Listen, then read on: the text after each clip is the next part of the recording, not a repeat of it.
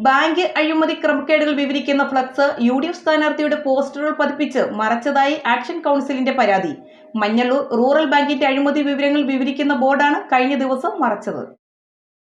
Manjalloor rural സഹകരണ ബാങ്കിലെ 22 കോടിയുടെ തട്ടിപ്പ് വിവരങ്ങൾ ഉൾപ്പെടുത്തി ആക്ഷൻ കൗൺസിൽ സ്ഥാപിച്ച ഫ്ലക്സ് ബോർഡ് പൂർണ്ണമായും മറച്ചുകൊണ്ട് MLAയുടെ പോസ്റ്റർ പതിപ്പിച്ചതായി പരാതി.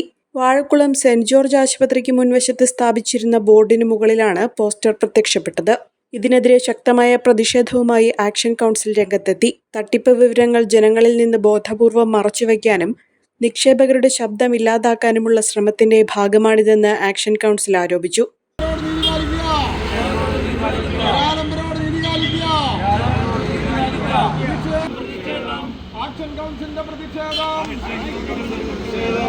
Action council president Jain Palakkad, convener Shaju George, secretary Thomas John, treasurer Johnny നെടുങ്കണ്ടത്തിൽ, യൂജിൻ വട്ടക്കുന്നുപുറം എന്നിവരുടെ നേതൃത്വത്തിൽ നടന്ന പ്രതിഷേധത്തിൽ ഈ നടപടിയെ ശക്തമായി അപലപിച്ചു. ഫ്ലക്സിന് മുകളിലെ പോസ്റ്റർ ഉടൻ നീക്കം ചെയ്യണമെന്നും ഭാരവാഹികൾ ആവശ്യപ്പെട്ടു.